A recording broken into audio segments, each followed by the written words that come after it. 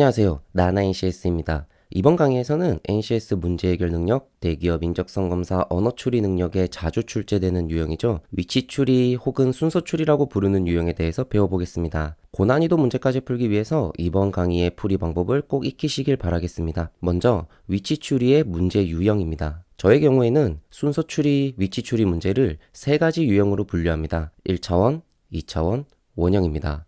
1차원 유형은 일직선상으로 나타낼 수 있는 유형입니다. 누가 몇 번째인지, 몇 층에 어떤 것이 있는지 찾는 유형입니다. 2차원 유형은 방을 배치하거나 혹은 좌석을 배치하는 유형입니다. 1차원 유형과 다르게 이웃하는 관계가 될 수 있는 것이 상하, 좌우 모두 있습니다. 위치 추리 문제의 풀이 방법을 보겠습니다. 위치 추리 유형의 풀이 순서는 다음과 같습니다. 먼저 유형에 맞게 그림이나 표를 그립니다. 그리고 가장 먼저 확정적인 정보를 배치합니다. 그 다음에는 이웃하는 관계를 제시한 정보와 선후 관계가 명확한 정보를 활용하여 가능한 경우를 모두 나열하여 보고 나머지 정보를 통해 여러 경우 중 불가능한 경우를 없애줍니다. 원형으로 배치하는 유형에서는 마주보고 있는 관계를 활용하여 문제풀이를 시작합니다. 각각의 단계를 조금 더 자세히 보겠습니다. 확정적인 정보에는 A는 두 번째이다, 4층에는 기획조정실이 있다 같은 것이 있습니다. 만약 문제에서 확정적인 정보를 제시하지 않는 경우에는 가장 많이 언급되는 대상을 먼저 배치합니다. 이웃하는 관계에는 대표적으로 아래와 같이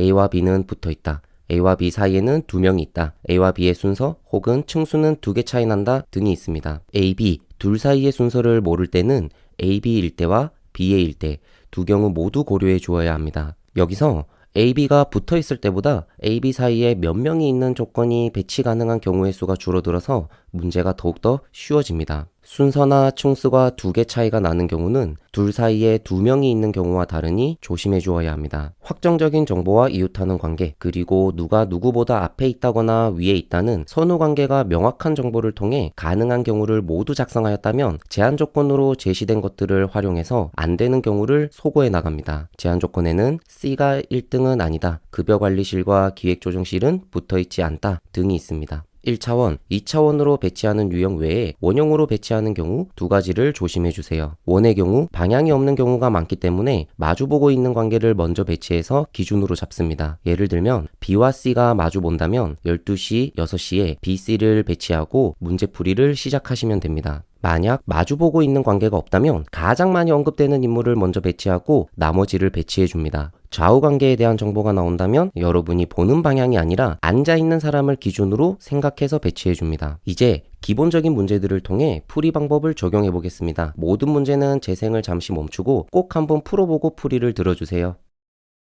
1번입니다. 위치 추리는 확정적인 정보를 먼저 배치해 주어야 하죠. 주어진 조건 중에서는 인사팀이 가장 아래층에 있다는 것이 확정적인 정보입니다. 1층부터 5층까지 그린 후 1층에 인사팀을 배치합니다. 확정적인 정보를 배치했다면 이 정보를 활용할 수 있는 조건들이 있는지 확인해 주세요. 인사팀이 나오는 조건이 두 가지가 있습니다. 영업팀의 층수에서 인사팀의 층수를 빼면 3이니 영업팀은 4층에 있는 것을 알 수 있고 총무팀은 인사팀 바로 위인 2층에 있습니다. 남은 정보는 생산지원팀이 기획팀보다 아래층에 있다는 것인데 남은 층수가 3층과 5층 뿐이므로 5층에 기획팀이 있고 3층에 생산지원팀이 있습니다. 따라서 5층에 있는 부서는 기획팀입니다.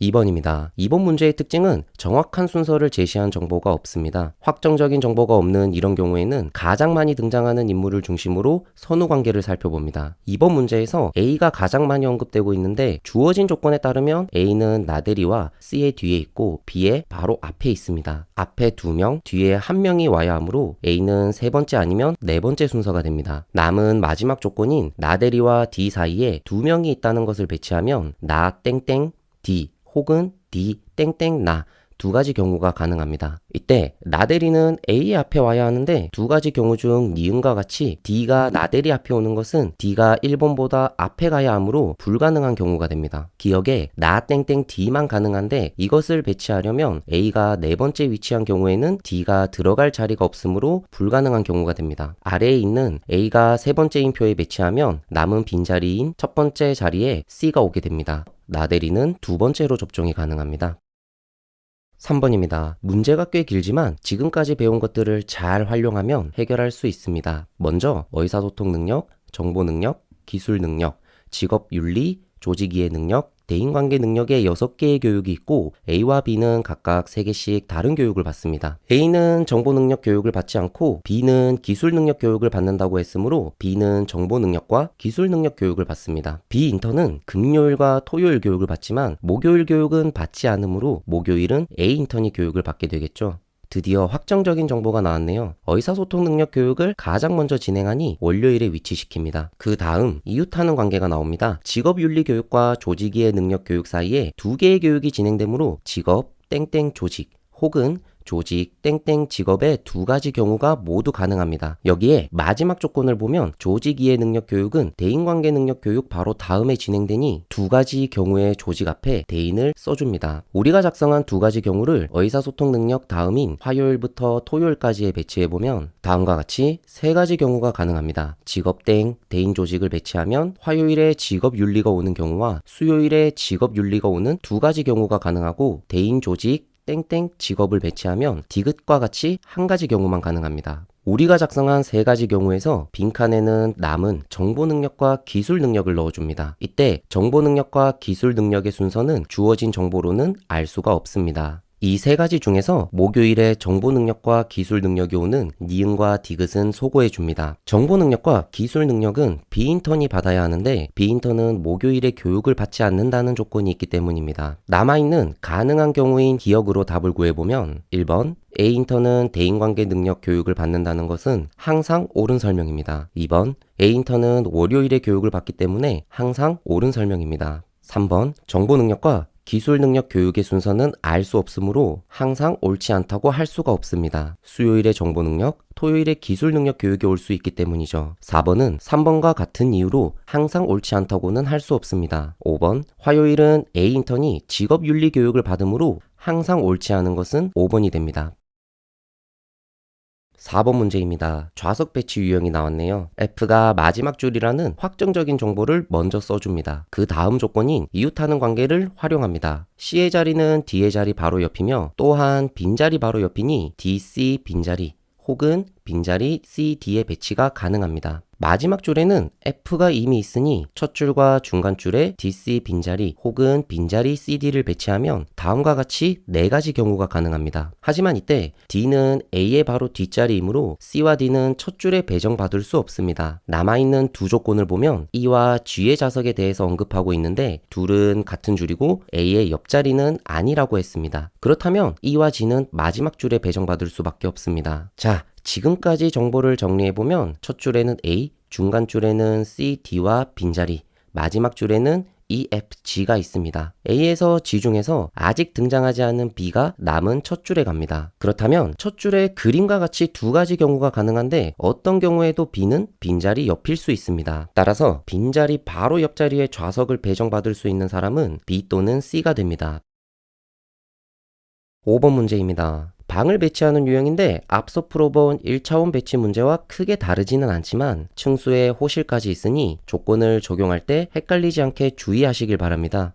건물의 각 층에는 1호, 2호, 3호가 순서대로 나란히 위치하고 층마다 같은 종류의 상점은 없다고 했는데 문제에서 주어진 같은 종류의 상점이 각각 몇 개 있는지 반드시 확인해 주세요. 먼저 확정적인 정보가 나옵니다. 누가 몇 층인지, 몇 호인지도 중요하지만 어디가 빈방인지도 굉장히 중요한 정보입니다. 3층 1호, 4층 2호, 5층 3호가 비어있으니 표를 그린 후에 빈방을 표시해 줍니다. 다음 조건에서 옷가게는 짝수층에, 학원은 홀수층에만 있다고 했는데 옷가게는 2개가 있다고 했으므로 2층과 4층에 하나씩 있어야 하고 학원은 3개가 있다고 했으므로 1층, 3층, 5층에 각각 하나씩 있어야 합니다. 한 층에 같은 종류의 상점이 있을 수 없기 때문이죠. 편의점과 약국은 1층에 있다고 했는데 이미 학원이 한 호실을 차지하고 있으니 1층은 학원, 편의점, 약국이 오면서 다른 가게는 올 수 없게 됐습니다. 다음 조건에서 학원은 2호에 입점해 있지 않다고 했고 학원은 1층, 3층, 5층에 와야 하는데 3층 1호, 5층 3호에는 빈방이어야 하므로 5층의 학원은 1호에, 3층의 학원은 3호에 와야 합니다. 가장 중요한 이웃하는 관계가 나왔네요. 음식점은 같은 호의 아래 위로 이웃하여야 하는데 빈방과 학원으로 인해서 가능한 자리는 2, 3층에 2호밖에 없습니다. 병원은 남아있는 2층, 4층, 5층에 올 수 있습니다. 우리가 작성한 표로 항상 옳지 않은 선택지를 찾아보면 1번 1층의 약국은 1호, 2호, 3호에 모두 있을 수 있으니 옳을 수도 옳지 않을 수도 있는 선택지입니다. 2번 2층 2호에는 음식점이 있으므로 항상 옳은 선택지입니다. 3번 3층 3호에는 학원이 있으므로 항상 옳은 선택지입니다. 4번 4층에는 병원이 있을 수 있으니 항상 옳은 선택지입니다. 5번 옷가게는 2층과 4층에 와야 하는데 2층의 2호는 음식점이 있고 4층의 2호는 빈 호실이므로 항상 옳지 않은 선택지입니다. 정답은 5번입니다. 6번입니다. 방을 배치하는 유형입니다. A에서 G까지 7명의 방과 3개의 빈 방을 배치해야 합니다. 먼저 확정적인 정보가 가장 마지막에 있네요. G의 방은 6호이고 그 옆방인 7호는 비어 있습니다. 그 다음에는 이웃하는 관계가 있는 정보를 활용합니다. A의 방 양 옆에는 B와 C방이 있다고 했으므로 BAC 혹은 CAB의 배치가 가능합니다. 그리고 C의 옆방 가운데 하나는 비어 있다고 했으므로 C의 옆에 빈 방을 배치해 줍니다. B와 마주보는 방은 비어 있으니 가능한 경우를 모두 보면 다음과 같이 4가지 경우가 나옵니다. A, B, C가 좌우 어느 쪽에 있을지 모르기 때문입니다. 먼저 6호에는 G가 있고 7호는 비어 있으므로 첫 번째 경우는 불가능합니다. 두 번째 경우를 배치해보면 BAC는 왼쪽 라인에 오고 B와 마주보는 방은 비어 있어야 하므로 B가 2호에 올 수밖에 없는데 이렇게 배치하면 5호가 빈 방이 됩니다. 정보에서 5호는 비어있지 않다고 했으므로 두 번째 경우도 불가능합니다. 세 번째 경우에는 CAB가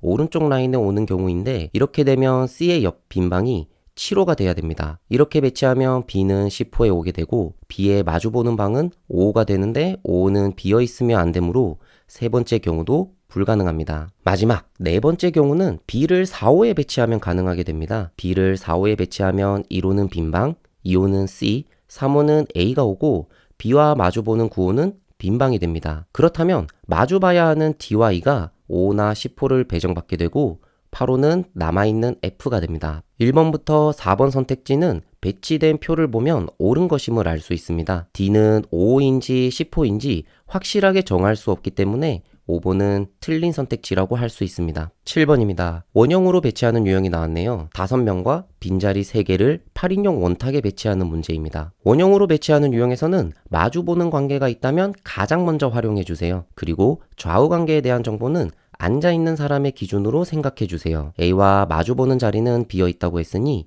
A와 빈자리를 12시, 6시에 배치하여 줍니다. A의 오른쪽 첫 번째 자리에는 2가 앉으므로 A의 기준 오른쪽에 1을 배치합니다. 이제 나머지 조건들을 활용할 텐데 B의 오른쪽 첫 번째 자리는 비어있고 B와 C는 이웃하므로 C는 B의 왼쪽에 와야 합니다. 그리고 C의 왼쪽 두 번째 자리에는 아무도 앉지 않으므로 이미 작성해 놓은 CBX에 붙여서 표시해 줍니다. 자, 이제 배치를 해보겠습니다. 먼저 C의 왼쪽 두 번째 있는 X가 6시 방향에 있는 X라고 가정해 봅니다. 그러면 그림과 같이 배치되어야 하는데 차례대로 넣다 보면 B의 오른쪽 빈자리와 12시에 A가 겹쳐져서 이 경우는 불가능합니다. 다음은 B의 오른쪽 빈자리가 6시의 빈자리라고 가정해서 보겠습니다. 그림과 같이 배치해보면 이때도 마찬가지로 12시에 A와 C의 왼쪽 두 번째 빈자리가 겹쳐지므로 불가능한 경우가 됩니다. 마지막으로 C의 왼쪽 첫 번째 자리에 6시의 빈자리가 오는 경우를 생각해 봅니다. 이 경우에는 부딪히는 자리 없이 모두 배치할 수 있습니다. 이때 9시에 D가 오게 되면